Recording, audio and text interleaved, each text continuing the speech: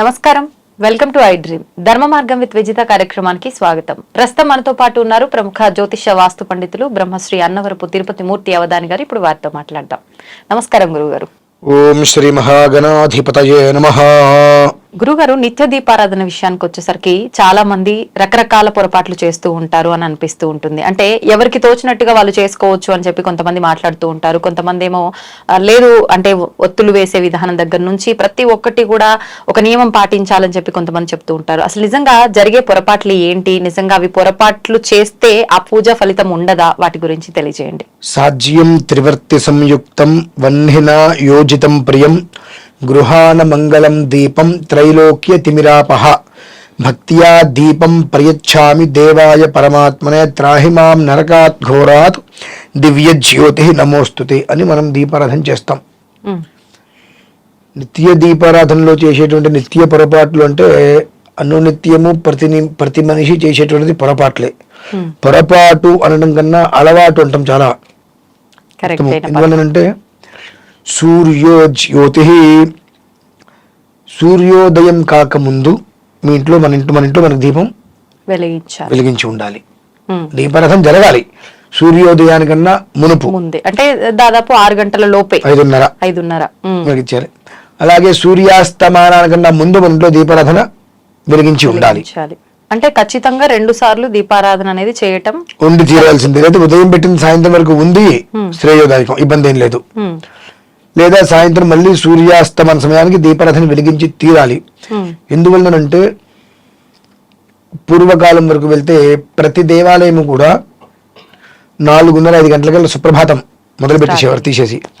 ఎందుకంటే ఊర్లో ఉన్న దేవాలయం అనేటువంటిది ఖచ్చితంగా 5 లోపు దేవాలయం తీసి దీపారాధన చేసేవారు. కాబట్టి ఈ ఊర్లో ఉన్నటువంటి గ్రామం ప్రజలందరూ కూడా ఒక అరగంట అటు ఇటుగా లేచి ఒక 5:30 ఆ ప్రాంతాల్లో దీపారాధన చేసుకున్నా అది మనకి ఎలాంటి నష్టం ఉండేటువంటిది కాదు. ఇది ఇప్పుడు కొన్ని ప్రాంతాలకి వెళ్తే ఆలయాలు తీసేటికి 7 అవుతుంది. అవును, ఆలయాలు వీళ్ళన్నీ తీర్చుకొని చూసుకొని వచ్చి తీసేటప్పటికి 7 అవుతుంది. రాక్షసత్వం ఎందుకే కదండి పెరిగిపోయేది.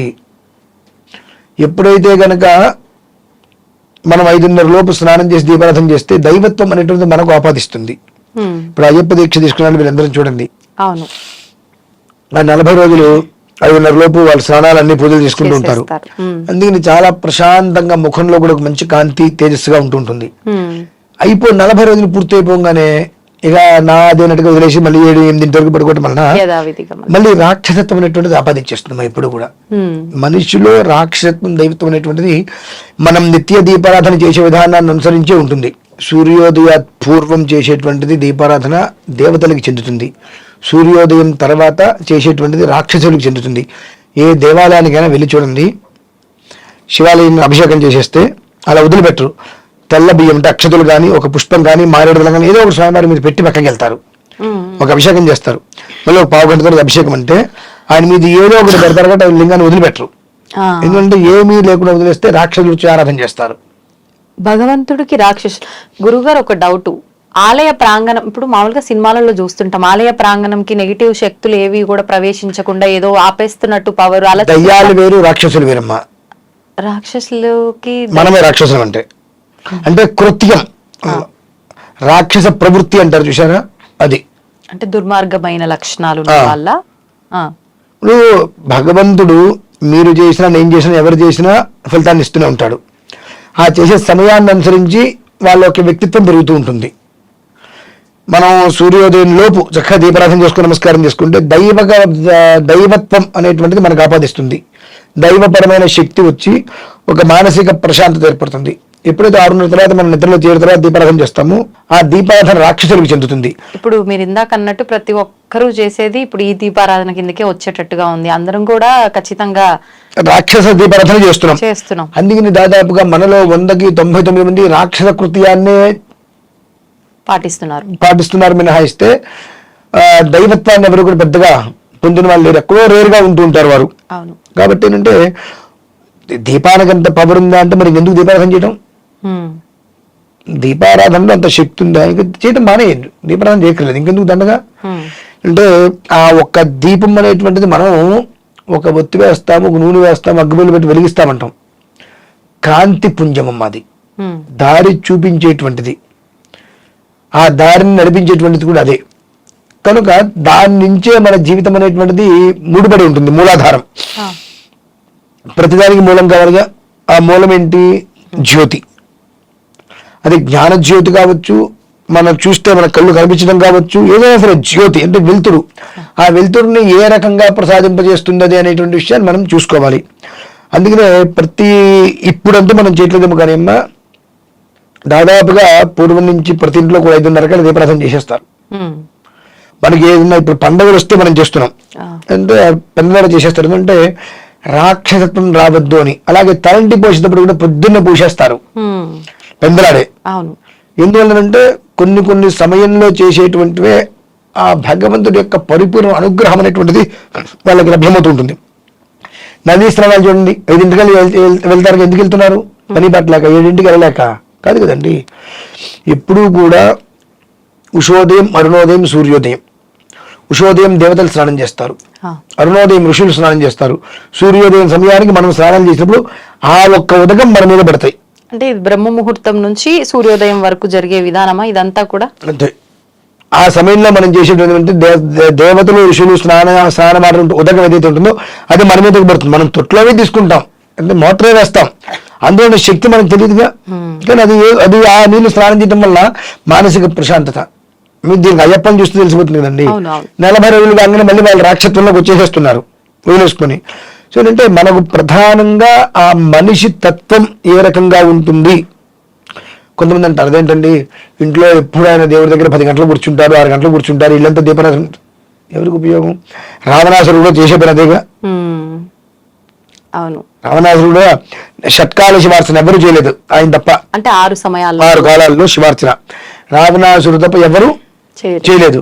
కానీ ఆయన అసురుడే కదా, రాక్షసుడు. ఎంత చేసిన ఆయన రాక్షసుడు. ఆ ఒక తత్వం అయితే పోలేదు కదా. పుట్టింది బ్రాహ్మణుడిగా జన్మించినప్పటికీ కూడా ఆ రాక్షస చర్య అనేటువంటిది ఆయనలోకి ఆపాదించింది, అది పోలేదు. ఇంకా ఎందుకు పోతుంది అది? సో నువ్వు చేసే విధానం ఎంత శివుని ఆరాధించు, ఆయన సంధ్యావందనం మాత్రం ఖచ్చితంగా సూర్యోదయానికి అయిపోతుంది. సముద్ర స్నానం చేసి వచ్చేస్తాడు. అనితర సాధ్యమైనటువంటి చేసేటువంటి అన్ని కూడా ఏం చేస్తున్నాడు ఆయన? సూర్యోదయం అనంతరం చేస్తుంటే సూర్యోదయం అయిపోయింది, ఆయన ఆరాధన చేసుకున్నాడు, బయటకు వచ్చేసాడు. అక్కడి నుంచి చేసే కొన్ని కృత్యాలు ఉంటాయి, అవన్నీ కూడా రాక్షస కృత్యాలు. ఎంత చేసినా 24 గంటలు దీపాలు పెట్టాడు. కానీ ఆయన మందిరంలో ఉన్న దీపం వేరు, సభా మందిరంలో ఉండే దీపాలు వేరు కదా. కాబట్టి అంటే నా మనస్సులో నాకు శివభక్తి ఉండొచ్చు, కానీ నా ప్రవృత్తి మాత్రం రాక్షస ప్రవృత్తి. అలానే ఎంత చేసినప్పటికీ కూడా ఆ సమయంలో చేసేటువంటిది మనిషి జీవితానికి ఒక అద్భుతమైనటువంటి కాంతి పుంజంలా కాపాడుతుంది. అలానే ఆ మనిషిని అదే అగ్ని దహించి వేస్తుంది కూడా. దీపారాధన, ఒక్క దీపారాధనతో యావత్ భారతదేశం మొత్తం తగలబెట్టచ్చు, ప్రపంచం మొత్తం తగలబెట్టచ్చు. అదే దీపంతో ప్రపంచం మొత్తానికి వెళ్తురనివ్వచ్చు.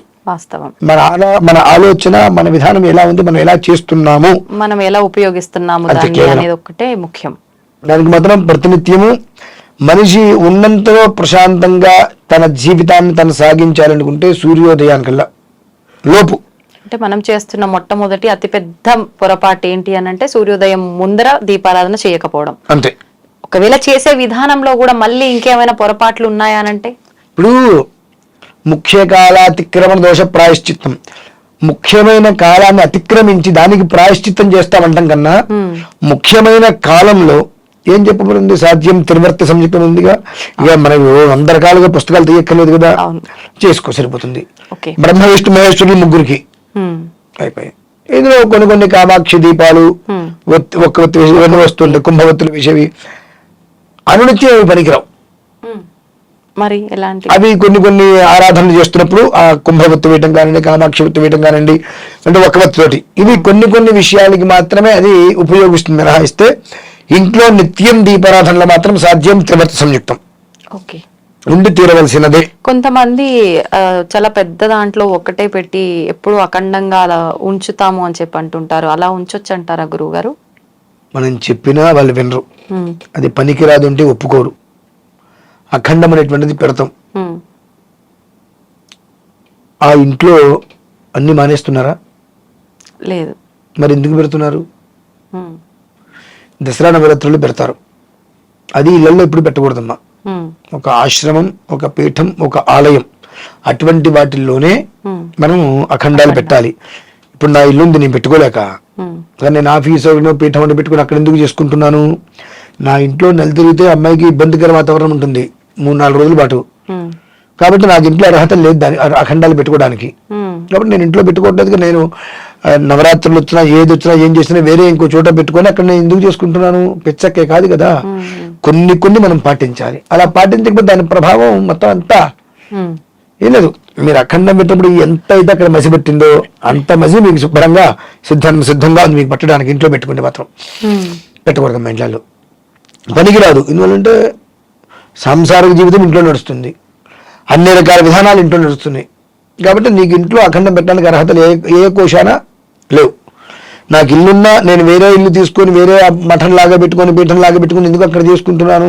ఇది అర్హతలు లేదు కనుక. అర్హతలు లేని చోట నేనే చేస్తా అంటే నేను మీకేం చెప్తా? ఇంకా ఉమ్, నేను చదువుకున్నాను, నా ఇంట్లో నేను చేసుకుంటాను, నాకు తప్పు లేదంటే మీకెందుకు తప్పు ఉంటుంది? ఉమ్, నాకు తప్పైంది అది అందరికీ తప్పే వస్తుంది. నాకు ఏం తప్పు మీకు ఎందుకు అవుతుంది? తప్పది. ఉమ్, కానీ ఇళ్లలో పెట్టకూడదు అఖండం. మనం చాలా మందిని చూస్తుంటాం, అవును. అఖండం పెట్టేసామని అంటారు. దేనికి పెట్టారు? విషయం తెలియదు. మేము పెట్టాలంటే పెట్టాం. అంటే ఇంట్లో ఎప్పుడు దీపం వెలుగుతూ ఉంటే శుభం అంటారు కాబట్టి అలా తప్పమ్మ. ఆ విధానాన్ని ఆచరిస్తున్నాము అనే వాళ్ళు ఉంటారు. ఇప్పుడు ఇంకొక మాట ఇప్పుడు ముగిస్తా. ఇప్పుడు మనం దీపారాధన చేస్తాం, నూనె అంతా అందులోనే ఉంటుంది, కొండెక్కేస్తుంది. సాయంత్రం మళ్ళీ రేపు అక్కడ దాన్ని వెలిగించేస్తాం మళ్ళీ మనం. ఆ నూనె బారబెట్టింది దేనికిలే అంటే మన కక్కుర్తి ఆ కాస్తలో వస్తుంది. వెలిగించకూడదు అలా. అది ఎంగిలి ఉమ్, నిన్నటిది కదండి అది. అది నూనె మొత్తం అయిపోయింది, దాగేసేసింది, కొండెక్కేసింది. ఆ ఒత్తి తీసి మళ్ళీ కడిగి కొత్త తెలిసింది. మీకు మాట చెప్పంటారా? ఉమ్, కంచంలో అన్నం పెట్టుకున్నారు, ఉమ్, ఇంత తిన ఆపేశారు, దాన్ని మళ్ళీ రాత్రి అన్నం తింటారా? అదేంటండి అంటే మనం తిని వదిలేసిన అన్నమే మళ్ళీ సాయంత్రం ఇప్పుడు తినడానికి మనకే పనికి రాంది, అది ఎట్లా చేస్తామండి? ఎంగిలైపోయింది కదండి, శేషం. కాబట్టి ఒక్కసారి అది దీపారాధన వెలిగించిన తర్వాత అది కొండెక్కేసింది, వెంటనే అది మొత్తం తీసి మళ్ళీ వేయాలి. 5 నిమిషాల్లో కొండెక్కినా సరే ఆ నూనె తీసేయాలి, ఆ ఒత్తి తీసేయాలి, మళ్ళీ ప్రమిద కడిగి మనం దీపారాధన చేయాల్సిందేనమ్మా. ఒక్కొక్కసారి దీపారాధన చేస్తున్నప్పుడు వెలిగించగానే మళ్ళీ ఆరిపోవటం, మళ్ళీ వెలిగించడం చేస్తుంటాం. అలాంటప్పుడు అలా వెలిగించవచ్చు, అప్పుడు కూడా మార్చాల్సిందేనా? మీకు అది వెలిగింది, మీరు బొట్టు పెట్టారు, ఆ తర్వాత కొండెక్కింది, వెంటనే మార్చాల్సిందే. ఓ, అది ఎంగిలైపోతుందమ్మా, పనికిరాదు. ఓకే. ఎందుకంటే మీరు బాటిల్లో మంచిలు తాగుతారు, నోటికి ఖర్చుకుని తాగుతారు, పక్క వాళ్ళు తాగుతారా? తాగరు. ఏ నీళ్ళే కదా. అంటే మనకి ఎంతో బాటిల్కి అంతకన్నా ఎక్కువ. కాబట్టి కొంతమంది ఏం చేస్తారు, నూనె అయిపోతుంది, ఒత్తుంటుంది, అందులోనే నూనె పోసేసి మళ్ళీ వెలిగిస్తూ ఉంటారు. ఇవన్నీ కూడా పనికిరాదమ్మా. వీటన్నిటి వల్ల దోషమే. మనకి ఏంటంటే ఆ ఒత్తు వేస్ట్ చేయటం దేనికి?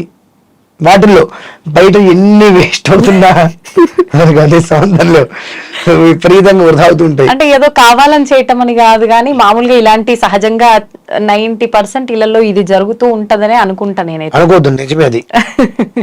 అంటే వాళ్ళకి ఒక భయం.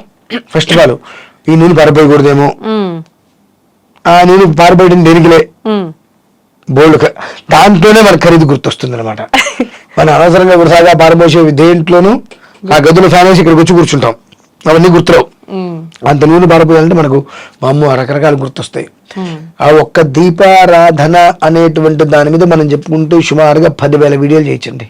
ఇప్పుడు గురువుగారు ఆ నూనె పారబోయాలని అన్నారు, ఎక్కడ పారబోయాలి? ఇంతకు ముందంటే పెరట్లలో అక్కడ ఇక్కడ చెట్ల దగ్గరనో ఎక్కడో అక్కడ పోసేవాళ్ళు. ఇప్పుడు అన్ని వాష్ బేషన్లు, సింకులు, అదంతా డ్రైనేజీలో కలవటం ఇలాంటివి జరుగుతుంటాయి. తప్పలేదంటారా? ప్రతి ఇంట్లో కూడా తులసి చెట్టు ఉంటుంది. తులసి చెట్టుతో పాటుగా మామూలుగా మట్టి కుండీలు ఉంటుంటాయి. ఆ కుండీలో పోసేసేయండి. ఎంత ఉంటుందమ్మా నూనె పోస్తే? ఇంత నూనె ఆ మట్టిలో పోస్తే ఏమవుతుంది? అది ఏం కాదు కదా. తులసి కుండీలాగా ఉంటుంది, మట్టిలో పోసి వస్తుంటారు. ఆ మొక్కలో పోసేసేయండి, సరిపోతుంది, ఇబ్బంది ఏం లేదు. ఆ ఒత్తులు ఉంటాయి, ఆ ఒత్తులు ఏం చేస్తారంటే ఒక వారం రోజులు మూల పడేసేసిన తర్వాత తగలబెట్టేసేయండి. ఓకే. అంటే అవి ఏదైనా పదార్థాలు అనుకుని తిన్నటువంటి చేపలో గీపలో నీళ్ళలో వేస్తే ఆ జలసరాలు చనిపోతాయి కాబట్టి అవి చుట్టుకొని అంటించేసేయండి. ఒక వారం రోజులతో ఇన్ని ఒత్తులు వస్తాయి కదా, ఓ పక్కన పెట్టి అంటించేసేయండి. ఇంకొక విషయం, ఒత్తులతో పాటు ఈ పువ్వులు ఇవన్నీ తీసిన ఈ మాలిన్యం అంతా కూడా అలా చేయొచ్చు అంటారా? ఈ నిర్మాణం మొత్తం నీళ్ళలో వేసేయటం, ఈ ఒత్తులు మాత్రం తగలబెట్టేయటం ఎప్పటికప్పుడు. ఇదంటూ గుర్తొచ్చిందమ్మా ఇంకొక విషయం.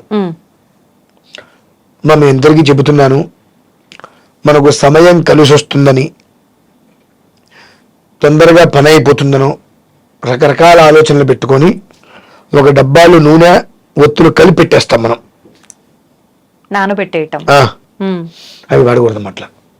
ఓకే, వాడటం వల్ల జరిగే నష్టం అంటే మామూలుగా వాడొద్దు అన్నారంటే ఎందుకు అనే ఆలోచన చాలా మంది కొన్ని విషయాలు ఎందుకు అని తెలుసుకోవడం కన్నా వద్దు అన్నప్పుడు దాన్ని ఆచరించడం మంచిది. ఎందువల్లంటే అది అత్యంత హేయమైనటువంటి పని. ఒత్తులు ఇన్ని కట్ట, అంత కట్టంలో దాంట్లో పెట్టేస్తున్నాం, దాని నిండా మనం ఏం పోస్తున్నాం, నూనె పోసేసి రోజు అందులో ఒక ఒత్తి తీస్తున్నాం. ఇంట్లో మన పెద్దలు నానమ్మ వాళ్ళు ఉంటారు, ఆవిడ ఏం చేస్తారు, మన అందరం పండగకి వెళ్తే అందరికి తలా ఒక ముద్ద కలిపి పెడతారు. అంతవరకు బానే ఉంది. అన్నంలో నుంచి తలా ఒక ముద్ద కలిపి అందరికి పెట్టారు, బానే ఉంది. అంటే కట్ట నుంచి ఒత్తి ఒక్కొక్కటి తీసేసి నూనె నెయ్యి వేసుకొని పెట్టుకుంటాం. ఆ మొత్తం కలిపి అక్కడ పెడితే ఎవరికి వాళ్ళు వచ్చి పట్టుకుని వేస్తుంటే బాగోదు. అంటే దీన్ని నేను వైదిక విధానాన్ని అనుసరించి చెబితే గుండెకి చచ్చిపోతారు. కాబట్టి అట్లా చెప్పట్లా. మామూలుగా అయితే కనుక నేను ఎంత నార్మల్గా చెప్పండి విషయం గురించి 10 తిట్లు చెప్తా. అవును, అర్థం కావాలి ముందు వాళ్ళకి, తిట్లు కావాల్సిన వాళ్ళకి విషయం అర్థం కావాలి. విషయం అర్థం కావాలంటే సో ఎంగిల్ అనేటువంటిది 10 మంది కలిపి కూర్చుని తింటే ఎంగిల్ పెడుతుంటారు కదా. ఒత్తులు అంటే 1000 ఒత్తులు అంటున్నాం, లేదంటే 300 ఒత్తులు అంటున్నాం. ఒక దాంట్లో పెట్టినప్పుడు నువ్వు మొత్తం ఒకేసారి అంటించే, ఓకే, అప్పుడు తప్పులేదు.